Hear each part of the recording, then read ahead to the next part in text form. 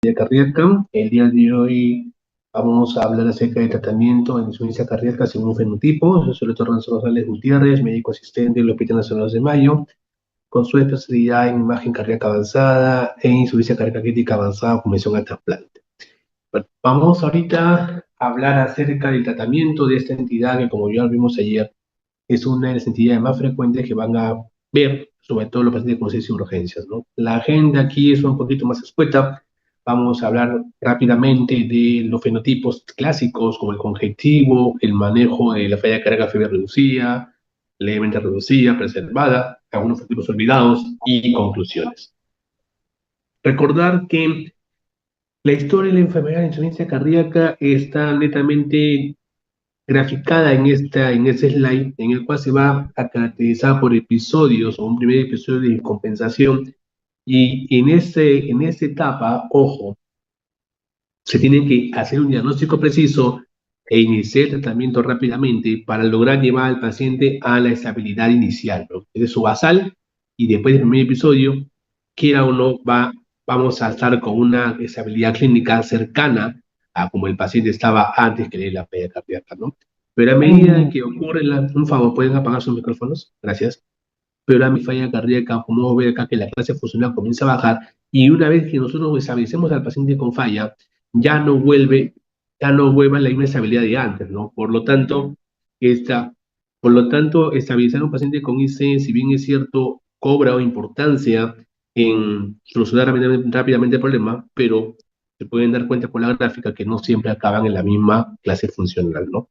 Y a medida que ocurra más episodios de compensación, los tratamientos tradicionales, o sea, la necesidad de los medicamentos y estrategias que vamos a ver ahorita, aumenta más, pero va a llegar un punto de no retorno, en la denominada falla cardíaca avanzada, que prácticamente es el estallido final de la falla cardíaca, donde las medidas ya tradicionales o convencionales no sirven para nada, y lo que aumentaría más son los cuidados paliativos, ¿no? Por lo tanto, vamos a ver eso de manera sencilla, con casos clínicos representativos, ¿de acuerdo? Para empezar, tenemos este primer caso clínico, que es un paciente de 45 años, ingresa última enfermedad de las urgencias, caracterizado por cefalea y disnea marcada, ¿no?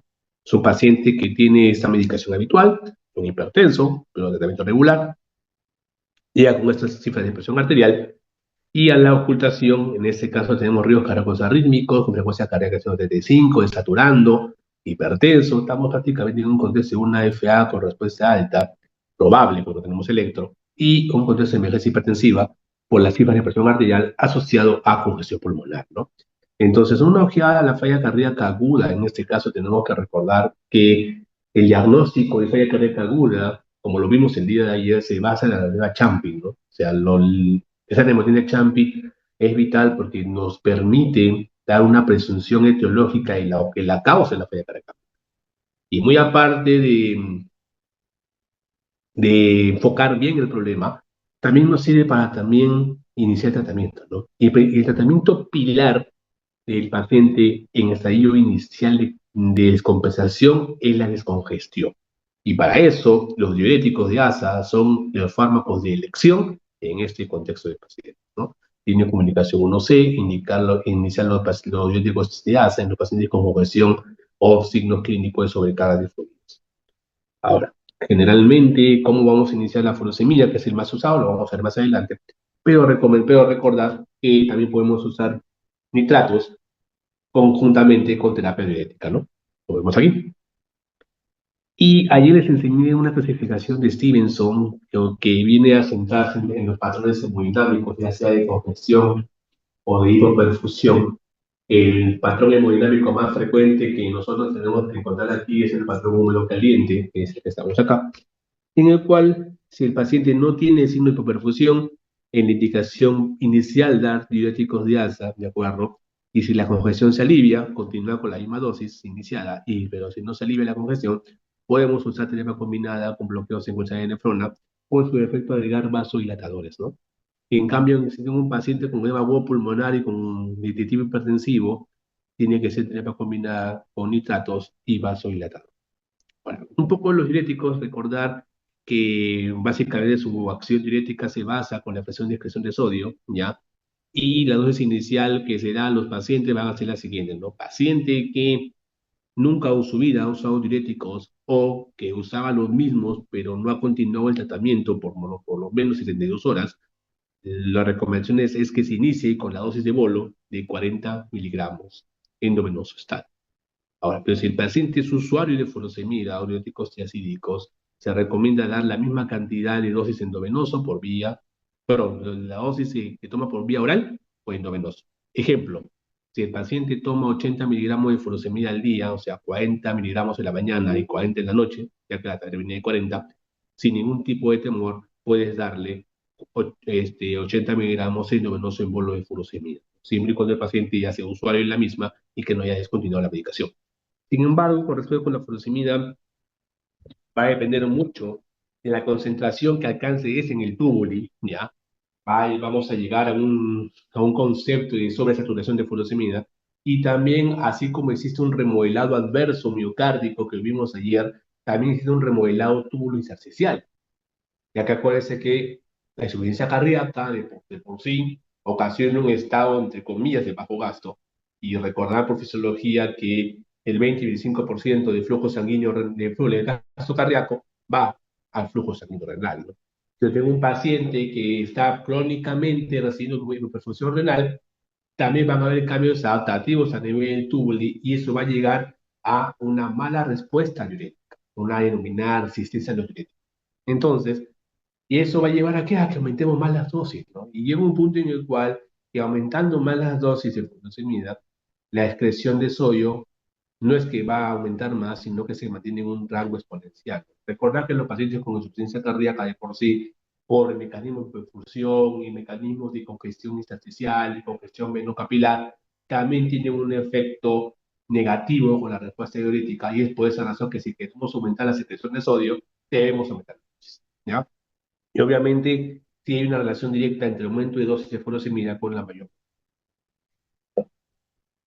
Acá hay varios algoritmos americanos, canadienses, pero el que les voy a preguntar es este, ¿ya? Básicamente es lo que hemos dicho hace poco, ¿no? Paciente con tratamiento de falla cardíaca aguda, ¿cómo descongestionamos? Dijimos, ¿no? Si el paciente nunca recibió diuréticos en su vida por vía oral, la dosis inicial puede ser de 20 a 40 miligramos de endovenoso de furosemida, por lo está. Pero si el paciente ha tomado, ojo, o es usuario de furosemida, puede dar una hasta dos veces la dosis que él toma por vía oral, por vía endovenosa con bol. Ahora, ¿cómo yo evalúo respuesta? Esto es pregunta examen. Lo evalúo de dos formas, midiendo el sodio urinario, que tiene que ser superior a 50-70 mil equivalentes por litro, o en su defecto, eso es en 2 horas, o en 6 horas yo evalúo el flujo urinario, que tiene que ser mayor o igual entre 100 a 150 cc por hora. Entonces, si le puede preguntar cuál de las dos es válida, obviamente la más rápida es el sodio, pero la que más se usa es la concentración de orina.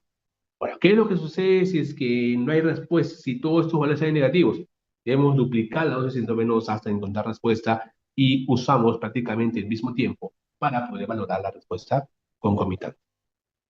En el caso de que no ocurra respuesta, ya sea en las primeras 4 horas o 6 horas en este caso, si nosotros decidimos usar sodio, concentración de sodio urinario, o 12 horas si decidimos usar volumen urinario por 16 horas, podemos pasar a la terapia combinada que directamente se va a circunscribir en bloqueo secuencial de nefrona. Y para aquí no hay, ojo, una preferencia en particular, ¿no? Justo le decía al grupo de prácticas que actualmente para terapia congestionante con bloqueo secuencial de nefrona, se decía antiguamente que podías usar un tiacídico light para poder favorecer la respuesta. Acuérdate que la furosemida actúa en la rama ascendente gruesa, la ACG, en el transportador 2 sodio potasio TPasa. En cambio, que esa bomba, acuérdense que representa básicamente el 20-25% de reacción de sodio. Si es que yo quiero bloquear más el tubo y tengo que irme a la parte distal o al contorneado distal, donde tengo el sin por sodio cloro, o tengo la bomba sodio dependiente de mi corticoide. Entonces puedo usar en ese caso tiazico, tiazico light, como la hidroclorotiazida o la protalidona, tiazico light, o puedo usar un antagonista mineral corticoide como es penolatona o el prenone, en pro de bloquear la nefrona como estrategia inicial de descongestión. Ahora, últimamente han salido los estudios de los SGLT2, de acuerdo con el estudio Impulse, que probó la empaglifosina, ¿ya? Y las ventajas que tiene es que no es hipotensor, no causa muchas pérdidas de potasio, la diuresis que tiene es osmótica, o sea, no hay mucho peligro con respecto a los efectos adversos, ¿no? Pero la potencia diurética no suele ser tan marcada si yo uso un tiacídico con un diurético de ácido, ¿no? En conclusión, con respecto a esto, va a depender mucho de cómo te sientas cómodo, pero lo que le voy a preguntar va a ser básicamente cómo yo mido eficacia de buena respuesta, ya sea con sodio urinario o con flujo urinario. Ahora, muy aparte también tenemos que recordar unas consideraciones especiales, ya que no solamente la terapia descongestionante se va a circunscribir en diuréticos, ¿no? Decimos que debemos usar vasodilatadores, ¿de acuerdo? Siempre y cuando tenga una presión sistólica por arriba de 110, ¿de acuerdo? Y aquí tengo que mencionar dos aspectos importantes. El fenotipo B de Stevenson, que es el patrón húmedo caliente, y te pregunto examen, ¿ya? Se divide en dos tipos más, cardiogénico y vascular. El patrón cardiogénico, el complejo de Stevenson, se va a caracterizar por congestión pulmonosistémica con presiones arteriales normales o cerca al límite. Pero el patrón vascular se va a caracterizar por lo anterior más presiones arteriales normales o incrementadas.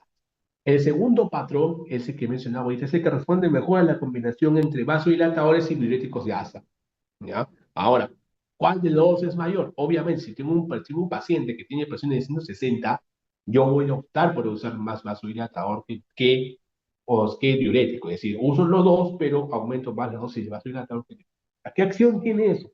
Recuerden que generalmente la congestión pulmonar, ojo, se debe prácticamente a congestión intersticial. Entonces, una forma de cómo aliviar la congestión intersticial a nivel pulmonar es aumentando la vasodilatación venocapilar, favoreciendo también un poco la absorción por los sistemas linfáticos y el edema pulmonar suele ceder. Entonces, los diuréticos ya tienen una acción indirecta también en la vasodilatación, pero obviamente no está marcada con un vasodilatador. Por eso que en ese patrón hipertensivo o temas agudos pulmonares cardiogénicos suelen ir muy bien esa combinación. ¿Vale? Ahora, obviamente tenemos que recordar intubación, recomendar intubación en los casos de falla respiratoria que no responde a oxígeno y si debe considerar la ventilación por vía no invasiva con presión positiva, el famoso CPAP en este contexto. Paciente con frecuencia respiratoria más de 25, saturación menor de 90 y generalmente, ojo, suele responder muy bien en los pacientes con edema agudo. Otra característica importante para yo poder aplicar CPAP es que el paciente no tenga ninguna lesión a nivel de la cara, la fosa oral, la fosa nasal, y que se me esté lúcido y que no esté con acidosis respiratoria. Ahora, ¿cómo administra el diurético de ácido? Vos lo hemos hablado hace poquito, pero algunos CP son partidos en infusión de furosemida, que se prepara de la siguiente manera: se pone entre 10 a 20 ampollas de furosemida diluidas en cloruro de sodio al 9 por mil 100 cc y se logra pasar respondiendo a se logra pasar básicamente 1 miligramo por kilo, ¿no? Pero otra opción sería mejor, más fácil para pasar a 24 horas. Lo que sucede aquí es lo siguiente. Con respecto a la infusión de furosemida y el bolo, siempre se ha buscado la diferenciación de cuál es mejor. El único estudio que lo probó con respecto a mortalidad por todas las causas es el estudio DOSE, en el cual prácticamente demostró que estaban igual, o sea, ninguna tiene beneficio en la mortalidad.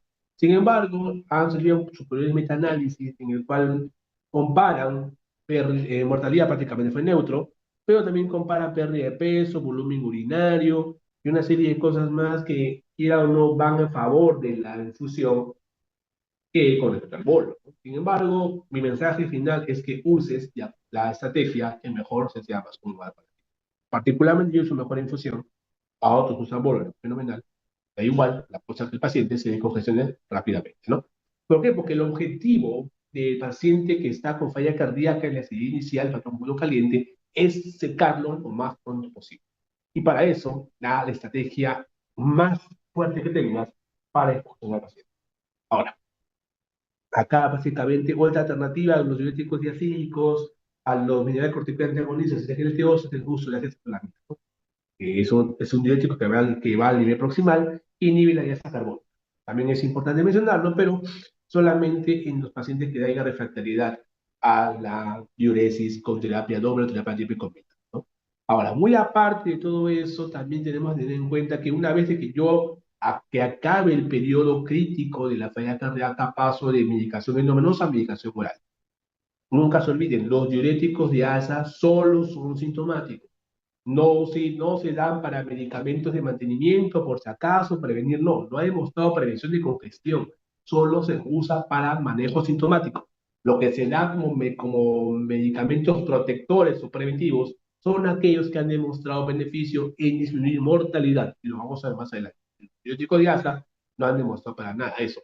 Y peor aún, medicación crónica de diuréticos favorece el remodelado túbulo intersticial y eso conlleva a una mayor resistencia diurética y es un dolor de cabeza porque no es difícil control del manejo de confusión de estos pacientes. Luego, vamos a ver ahora con este caso clínico número 2, es un paciente de 67 años que acude con estudio externo, con paciente morados esfuerzos de hinchazón en piernas y, como vemos aquí, que tiene reciente falla cardíaca. También hipertensión arterial, toma losartán, bisoprolol, furosemide, spironolactona. Come regular. Aparte de diabéticos, sin tratamiento farmacológico, tiene cardiopatía isquémica, y toma aspirina con atorva, y aparte tiene FA sin anticoagulación. Bien, va a la consulta con estas funciones, y prácticamente va con estos signos clínicos. Entonces, la falla cardíaca, como mencioné ayer, se divide en fenotipos según la FEBI, ¿no? Y para eso tengo tres. FEBI levemente reducida y FEBI preservada, ¿no? Los puntos de corte los repasamos: reducida, menor o igual a 40%, levemente reducida, 41 a 49, y preservada, mayor o igual a 50%. Entonces, lo que vamos a ver ahora es el tratamiento para fiebre reducida. Y recordamos, según la teoría del día de ayer, que el principal mecanismo fisiopatológico de esa entidad de fiebre reducida, ¿cuál era? Remodelado ventricular, a consecuencia de activación neurohumoral, es decir, aumento de expresión en sistema simpático, en actividad mineral corticoide y excesiva actividad del RAS y excesiva producción de péptidos natriuréticos con la particularidad que puedes producir mucho péptido natriurético, pero al mismo tiempo no son funcionales. Ahora, antes de hablar del tratamiento, vamos a recordar un poco la fisiopatología. Recordar que el RAS tiene como mecanismo principal mayor cantidad de absorción de sodio y agua, aumenta la presión arterial, aumenta la absorción de sodio, hace vasoconstricción, es broncotóxico, neurótico, etcétera. ¿Ya? El antagonista mineral, mejor dicho, la actividad mineral corticoide con la aldosterona también es prácticamente mayor absorción de sodio, ¿de acuerdo? Pero lo que va a caracterizar es que la aldosterona tiene un rol indirecto en la activación paralela del factor de crecimiento transformante beta y eso lleva a la estimulación fibroblástica produciendo fibrosis, ¿ya? El sistema simpático, obviamente, aumenta la frecuencia cardíaca, aumenta la presión arterial, aumenta la conductividad arteriolar. En cambio, los péptidos natriuréticos hacen todo lo contrario.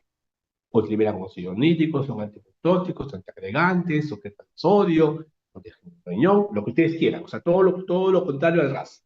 Pero ¿cuál es el problema? Que los péptidos natriuréticos son destruidos por una enzima llamada endopeptidasa neutra o nepelicina, que no les permite llegar a su receptor y por lo tanto el cuerpo produce una mayor cantidad de péptido para tratar de solventar ese problema. Entonces, una forma de cómo yo puedo saber que el paciente está con falla cardíaca descompensada es con elevación de péptidos natriuréticos que, a pesar de que sean cantidades exorbitantes, no son útiles porque no llegan a su receptor común. Entonces, una vez que yo he hecho un pequeño repaso de la fisiopatología de la falla cardíaca fiebre reducida, entonces mi mente tiene que ir, ok, yo sé la fisiopatología, yo tengo que encontrar targets terapéuticos que se dirijan a esos mecanismos. Y hace más o menos en los años 70 o 80, como le expliqué en la clase de ayer, el concepto de falla cardíaca era básicamente algo tan superficial que era solamente contracción deficiente. Por eso daban un inotrópico, en este caso la dioxina. O daban vasodilatadores para bajar la presión de llenado y, por ejemplo, daban hidralazina o un otro vasodilatador. Ese es el manejo de la falla cardíaca en ese entonces, por no la mortalidad muy alta. Sin embargo, al entender ya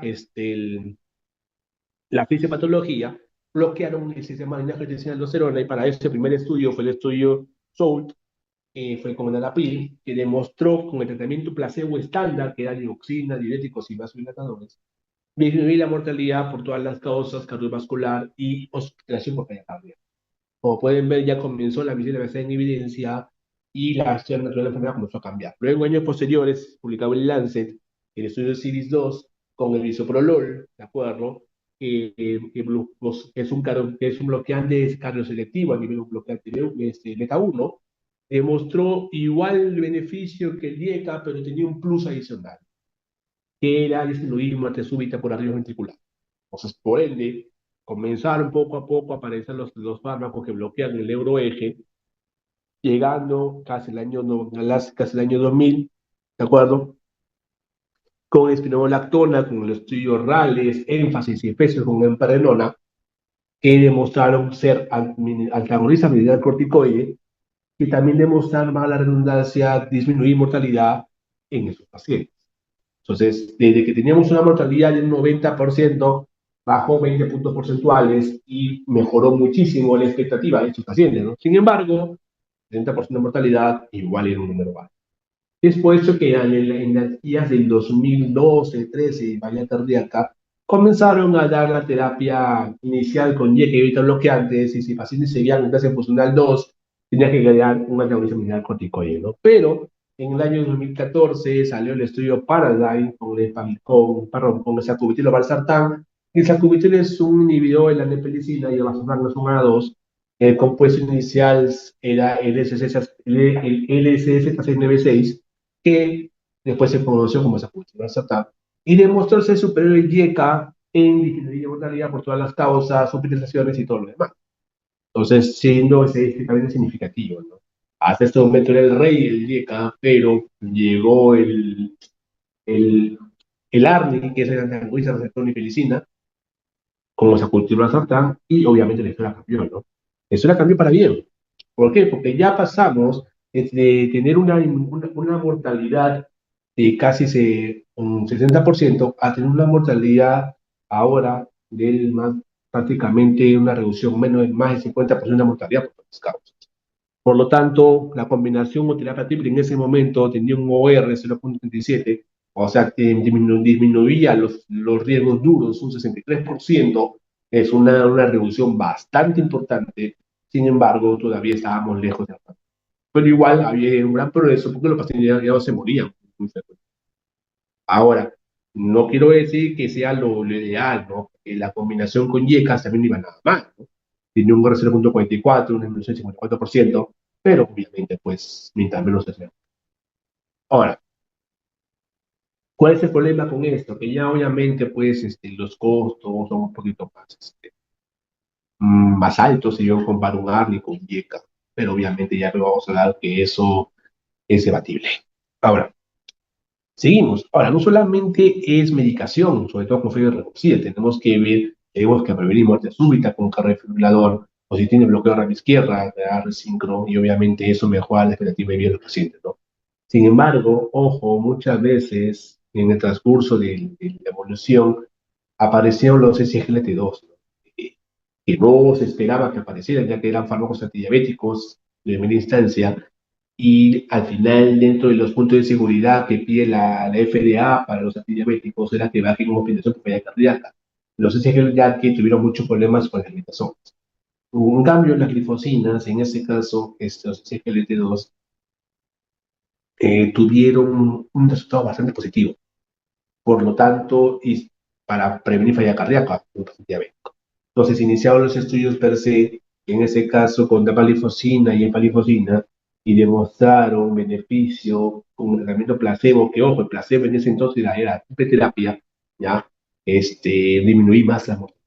Por lo tanto, eso fue reafirmado en los estudios posteriores. El estudio de la dapaglifosina es el LAPA Heart Failure, y la empaglifosina es el estudio en peer review. Con el análisis posterior publicados en Lancet, demostraron beneficios en todos los outcomes duros, y es por ese motivo que la Sociedad Europea de Cardiología llamaron a ese grupo los Cuatro Fantásticos, no por chistes, sino porque demostraron esa asociación, bajar la mortalidad de forma muy significativa. Y aquí viene un mensaje paralelo con respecto de quedar. La característica de un buen fármaco que sea seguro, que sea asequible y que sea netamente reproducible. Sin embargo, no hay ningún problema con la espironolactona ni con los SGLT2 porque son seguros, no pasan hipotensión. Los beta bloqueantes sí que tienen un poquito de cuidado, pero el problema era con el ARN. Si bien es cierto, su ensayo clínico fue superior al IECA, pero hay un concepto estadístico importante que es el número necesario a tratar. Si bien es cierto, vuelvo a repetir eso, los expertos en medicina basada en evidencia no recomiendan seguirnos a rajatabla esas medidas, pero es importante que las sepan porque ellos van a tomar decisiones. Porque, por ejemplo, el número necesario a tratar del sacubitril valsartán es aproximadamente por el nivel de 40. En cambio, el número se va a tratar por arriba del IECA, en este caso del abril, ese va a sumar un máximo 15. Es decir, yo necesito 15 pacientes para que uno tenga el beneficio con el IECA y yo necesito 40 pacientes para que uno tenga el beneficio con el ARN. Entonces, obviamente el ensayo clínico le mostró ser superior, pero ¿a qué costo? Entonces, por eso que la Sociedad Europea de Cardiología en sus statements pueden elegir o YECA o ARNI. En cambio, la Sociedad Americana de Cardiología recomienda ARNI por varias razones que ahora de. En otras palabras, como llega con el ARNI, va a depender mucho cómo tú elijas. No está mal que inicies depende del ARNI, ojo, no está mal, pero tienes que evaluar riesgo-beneficio. Claro, finalmente, el estudio que lo respalda es el PARADIGM, o sea, si es superior o es, pero no pasa nada si es que te demoras en esa YECA, que volar. Ahora, para yo dar ARNI, tengo que tener una siguiente condición. Número uno, el paciente que recibe IECA debe tener un periodo de lavado de 36 horas. ¿Lavado de qué? Sin medicación. No, ese periodo de lavado de 36 horas es obviado si el paciente toma un ALA2 en lugar de un IECA. Así que por eso motiva muchos de los que quieren hacer el switch, o sea, ir poco a poco, en vez de dar IECA, dan un ALA2 y luego de que cumplen un par de meses, lo cambian a Sofutic. Pero es válido igual. Entonces tenemos que tener en consideración ese cambio. ¿Ya? Y es por eso que esos cuatro fantásticos hicieron maravillas y las diferentes guías lo recomiendan de fórmula, ¿no? Indicación 1A, como le dije a mis chicos, indicación 1A es igual dogma, es igual verdad absoluta, es igual irrefutable, es igual a lo más absoluto que existe en las bases de la Tierra. ¿De acuerdo? Así que si por algún motivo alguien me quiere refutar que los cuatro fantásticos no sirven para la reducida, me tiene que tener un estudio que supere a los ensayos clínicos. ¿De acuerdo? Entonces, 1A es verdad absoluta. En cambio, ya eso está demostrado con los cuatro fantásticos, excepciones a Cubitil Valsartán, que tiene indicación 1B. Ahora, ¿por qué es menor? Y aquí viene la discrepancia con los americanos y los europeos. Una cosa es clase y otra cosa es nivel de evidencia. El nivel A es representado porque ese compuesto, esa molécula, tiene múltiples ensayos clínicos aleatorizados, tiene revisiones sistemáticas, tiene metaanálisis que respaldan su uso y que todos son significativamente estadísticos, ¿no? ¿Qué es lo que pasa con el IECA? Obviamente el IECA tiene un montón de ensayos clínicos, ¿no? Porque no solo es el Arapil, por si acaso, ¿no? Aquí también tengo el captopril, lisinopril, perindopril, ramipril, etcétera. O sea, tengo casi todas las líneas de IECA. Pero ¿qué pasa con esa cultiva del sartán? Solo tiene un ensayo clínico, que es el parcial. Ahora, hay defensores del ARNI en ese caso. Ah, pero tengo el Pioneer que bajó ProMed de PNT a las 72 horas. Tengo el Transition, pero no son ensayos con el mismo outcome, con el mismo endpoint. Entonces, por eso es y es por esa razón que los europeos ponen, inician YECA Warning, como lo ponemos aquí, YECA Warning, son más cuidadosos y yo creo que son más respetuosos en la parte de medicina basada en evidencias en comparación a los americanos que ponen esta indicación 1A. Entonces, hay que tener en consideración eso. Todos tienen indicación 1A, excepto el ARNI, que tiene indicación 1B.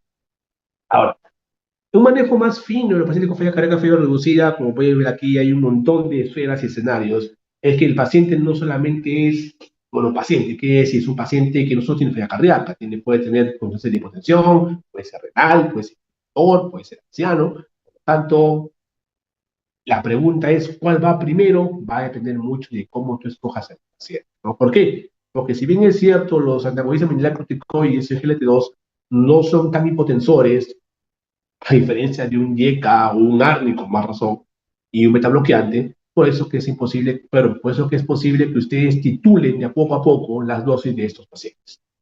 Ahora, algunos tips que también les puedo preguntar a ustedes es que cuando uso ivabradina, cuando la frecuencia cardíaca en los pacientes con falla cardíaca y fiebre reducida, a pesar que reciben dosis máxima de beta bloqueante, que es la máxima en ese caso bisoprolol, son de bisoprolol y nebivolol son de 10 miligramos, carvedilol son 25 cada 12 y metoprolol son 100 cada 24. Entonces, a pesar de eso, el paciente sigue con frecuencia cardíaca por arriba de 70 sin ninguna causa que lo descompense, puedes agregar ivabradina, ¿de acuerdo? Comunicación 2A. Y lo que tengo que mencionar aquí es una cosa de dosis máxima, que ya les he dicho, y otra cosa es dosis que el paciente pueda tolerar. A ese pacientes que tú estás con 2.5 de bisoprolol y no le puedes separar a 5 porque el paciente se sincopa o el paciente, no sé, se hipotensa, mejor dicho, que es una situación un poquito rara. En esos casos, obviamente, puedes usar ivabradina para llegar a la frecuencia cardíaca. Ahora, los simuladores de la muestra de clase, en este caso se me dice igual, ya no es indicación 2 veces, no es indicación 2A. ¿De acuerdo? Pueden ser aplicables si en los casos de los pacientes que tengan falla cardíaca refractaria a congestión. Es decir, estás con los cuatro fantásticos, estás con furosemida y sigue habiendo signo de congestión, sigue habiendo deterioro funcional, puedes dar igual en esos pacientes, ¿no? Ahora, digoxina en este caso se considera como última línea solamente en pacientes que tienen falla cardíaca previa reducida de ritmo sinusal, a pesar de que estén con tratamiento médico óptimo, para mejorar clase funcional. Solamente para eso, ¿ya? Los estudios que respaldan el uso de ivermectina es el estudio CHIEF, acuerdo principalmente, que demostró disminuir hospitalizaciones en comparación con placebo. Ahora, en este caso el estudio Victoria fue con Watt y también se siguió el omecamtiv para los pacientes con falla cardíaca reducida que tengan cardiopatía hipertensiva. Ahora, aparte de tratar la falla cardíaca, también tenemos que mencionar lo siguiente, ¿no? Que estos pacientes también vienen con síndrome anémico, vienen con complicaciones y por lo tanto, obviamente, también hay que reponer el hierro, ¿no? Pues por eso es importante esto que tener en cuenta. Y aquí les pregunto, ojo, porque esto va a ser pregunta de examen, ¿de acuerdo? ¿Cuándo yo implanto un DAI y cuándo implanto un resincro? Implanto un resincro en la siguiente indicación, este pregunta de examen. En todo paciente con ritmo sinusal, con URS mayor o igual a 150 milisegundos y con bloqueo completo de rama izquierdo. Y con FEBI menor o igual a 35%. Eso es indicación 1, clase A, para implante de resincronizador. Y para implante del DAI, en este caso, que es el dispositivo automático compatible, es el desfibrilador, perdón, se aplica en forma de prevención primaria, ojo, a todo paciente con falla cardíaca clase funcional 2, 3, etiología isquémica, ¿de acuerdo? Excepto aquellos que han sufrido un infarto en los primeros 40 días, que tengan una FEBI menor o igual de 5%, a pesar que están con tratamiento médico óptimo mayor o igual a 3 meses y siempre y cuando tenga una esperanza de vida mayor o igual. Entonces, yo les puedo preguntar cuándo es la indicación de DAI para prevención primaria o cuándo es la indicación de resíncoro en clase 1A, en los pacientes, como ya se ha mencionado, con dichas características. Bueno, es por esta razón de que tenemos este gráfico que es una pirámide que hecha por el doctor Manito, un experto en falla cardíaca en Barcelona, que recomienda que la base de la pirámide son los cuatro fantásticos, y a medida, ojo, de que el paciente comience a tener más episodios de descompensación, va a requerir más estrategias avanzadas, llevando inclusive a colocar sincro, en este caso, puede también, es prácticamente tributoria Metaclip, que lo necesita, también hay como Metaclip, como usar el Osimendan, o más, en estadios más avanzados, podemos usar los dispositivos de ayuda mecánica, la duración, o trasplante, ¿no? Y si a pesar de eso no funciona, pues yo para cabe recordar que aparte de todo eso, tiene que ir en concomitante y en paralelo la rehabilitación cardíaca. Ahora, ¿cómo titulo 12 y los fármacos? En realidad no hay nada escrito, algo dogmático. Esta publicación fue de los españoles hace un par de años, en el cual menciona que si el paciente es hospitalizado, si es renal, si es añoso, ve la presión y ve ritmos asociados. Y para eso recomiendan que iniciemos principalmente primero con, vamos aquí, si el paciente está hospitalizado, iniciar con dosis baja de Yeca Warni, iniciar con dosis full de SGLT2, son hipotensores, e iniciar con un cuarto de dosis de antagonista corticoide, o verlo por 48 horas, y luego iniciar beta bloqueantes o a la mitad un cuarto de dosis, y al alta podemos ya hacerle aumentar la dosis por consulta, ¿no? Sin embargo, lo que llama la atención es que esa estrategia un poquito conservadora eh, tuvo su respuesta con un ensayo clínico llamado el estudio Strong. El estudio Strong HF demostró que la estrategia agresiva, es decir, titular la dosis máxima o máximas que pueda tolerar el paciente durante la hospitalización, es mucho mejor que la estrategia conservadora que solamente se centra en que estén las cuatro drogas y ya el ambulatorio se titule, ¿no? Obviamente tuvo una justificación que el riesgo de omisión, en este caso de esa estrategia, disminuía la supervivencia, aumentaba la hospitalización, empeoraba la calidad de vida y sobre todo empeoraba los síntomas, ¿no? Sin embargo, eso ha tenido sus retractores porque, les soy sincero, en la práctica habitual, la mayoría de nuestros pacientes, bueno, como me ha tocado a mí, suelen ser muy hipotensores a los ARNI. Entonces tengo que ir llevando poco a poco las dosis que puedan tolerar el paciente y no tan rápido como lo hacen los americanos, ¿no? Por estudio. Entonces, moraleja, inicio los cuatro fantásticos y en el tiempo que el paciente se queda hospitalizado, que son 7 a 10 días, titular la dosis lo más que se pueda hasta llegar a la dosis máxima tolerada por guías o por tolerada por el paciente. Nunca, nunca jalar flecha, porque eso no hace otra cosa más que bonificar al paciente. Y como ya vimos en la clase, cada descompensación es una oportunidad perdida de mejorar su calidad de vida. Ahora, en este caso, ¿de acuerdo? Vamos a ver, sobre todo en falla cardíaca febrilemente reducida, la única evidencia clara de clase 1 son los diuréticos, ¿de acuerdo? No hay una evidencia contundente, ¿de acuerdo? Y, sin embargo, ojo, con su consejo fue falla cardíaca lenta reducida, los SGLT2 tomaron mucha importancia. Ahora, ¿por qué les voy a decir por qué? Por lo siguiente. Miren este caso clínico. Como dijimos, es una paciente mujer de 63 años, acude a consulta externa por prestar disneyas, palpitaciones y un vuelto de dieta, ¿no? Tiene FA, tiene falla. Pero tipo, mujer, añosa, hipertensa, con falla y FA. Es falla cardíaca fea y preservada, central. Y el problema con la falla cardíaca fea y preservada era porque se veía siempre como un solo problema, no se consideraba como parte de un complejo sindrómico, y en ese caso se trató de extrapolar lo exitoso que fue el modelo neuromoral en ese fenotipo de falla cardíaca, pero fue un fiasco, ¿no? Digo esto porque la mayor estrella de la fiebre reducida que demostró romper paradigmas era el sacubitril Paragon, ¿no? Pero salió el Paragon, que fue una excepción. Es decir, el punto duro no superó las expectativas. Luego, pues salieron dos estudios, Paragon, que es prácticamente analizar un estudio que no fue significativo, y salió ahí que era ideal o daba cierta tendencia a mejoría, no con una recomendación fuerte, en darle en pacientes, sobre todo mujeres, que tienen una FEBI entre 50 y 55%, y sobre todo que sean hipertensas. Y como le digo, aquí viene la crítica a los americanos, por eso que yo también le digo a mis alumnos, no todo lo que venga de Gringolandia es válido, hay mucho conflicto de intereses por medio, y les digo esto con justa razón, porque cuando pasó eso, recomendó la FDA usar sacubitril valsartán en estos pacientes con falla cardíaca fea preservada, con indicación 2A, si mal no me equivoco. Entonces, o inclusive lo recomendaron hasta una indicación más fuerte, no me acuerdo muy bien la recomendación ahorita, pero hicieron mucha propaganda para eso. Cuando el estudio pivotal, que es el Paragon, no demostró beneficio. Entonces, por ese motivo salieron las guías de la Sociedad Europea de Cardiología en el año 2021 en el Congreso Europeo de Cardiología en Barcelona. Y prácticamente de indicación 1A para falla cardíaca preservada, tratarlas con movilidad. No había gran avance. Sin embargo, los americanos y los europeos siempre se llevan mecha.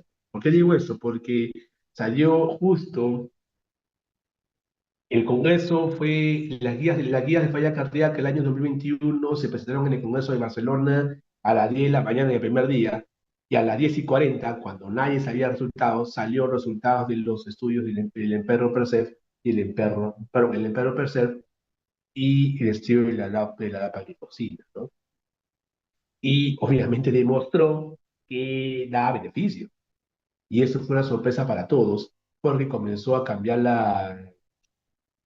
la perspectiva de infertilidad. Antes no había ninguna esperanza, no había ninguna medicación consistente. Entonces, con salió el Imperio Crecer, salió el Deliver, y ahora ya están obsoletos. O sea, el que salió primero fue el Imperio Crecer, ya un año después salió el Deliver, y es por esa razón que obligatoriamente las guías del 2023 fueron actualizadas por los europeos, indicando que los SGLT2 tienen indicación 1A. Ahora, la parte pendiente de aclarar era por qué hace unos slides previos yo les puse P levemente reducida igual los SGLT2 con medicación 1A. Por lo siguiente, porque tanto el Emperor Preserve como el Delivery incluían a pacientes con FEI mayor o igual a 40%. Entonces, al tener ese espectro de FEI, obviamente están incluidos ahí los levemente reducidos, y es por esa razón que es importante. Y los americanos decidieron limpiar lo que hicieron y ya pues colocaron al ARNI donde tiene que estar comunicación 2B, porque hicieron una barrabasada total al considerarlo como estrategia farmacológica ideal para los pacientes con falla cardíaca FEI preservada, inclusive indicando que se puede usar en esos grupos que menciono, todas mujeres, FEI 55-60%, hipertensos. Entonces, hasta ese momento, el único tratamiento que demostró cierto beneficio indiscutible eran los SGLT. Ahora, también hay otros fenotipos de tratamiento para falla cardíaca FEI preservada, ojo, que van a ser, ¿cuándo voy a usar yo antagonista mineral corticoide? En este caso, tengo un antagonista mineral corticoide de tipo esteroideo, que es la espirolactona y la parenona. El único que estudiado fue la espirolactona, el estudio TopCat, que demostró cierta tendencia a disminuir oxidación, pero no significativamente, pero hubo tendencia, en pacientes sobre todo que sean mujeres, con una FEBI de 55-60%, y que tengan síntomas de congestión pulmonar. En esos pacientes valdría la pena iniciar espironolactona en concomitante al tratamiento diurético, ¿no? Sin embargo, seguíamos pensando que la falla cardíaca FEI se va a partir de un todo. Entonces recordamos que había subfenotipos de falla cardíaca FEI preservada, eran los hipertensos, los obesos, los POC, los renales, etcétera. Y hasta ese momento, las guías, el UNI3, como le mencioné, actualizaron sus statements. Indicación 1A, como le dije, dogma irrefutable, indiscutible, beneficio de los SGLT2 en ese paciente. Pero, acá tenemos que mencionar lo siguiente: no todo lo que brille es oro. ¿Por qué? Porque la potencia de los SGLT2 en estudios posteriores disminuye su beneficio en los pacientes que tienen FEV de 65 a 70%. Es decir, pacientes con FEI reservada en 50-65% le puede dar SGLT2. Obviamente el beneficio mayor va a ser en los que tienen FEI 50-60, y el 65 el beneficio es un poquito menos, pero superiores al 65-60% ya el beneficio no es que sea tan absoluto. ¿Por qué? Porque estamos dentro de un territorio de las cardiopatías infiltrativas, ¿no?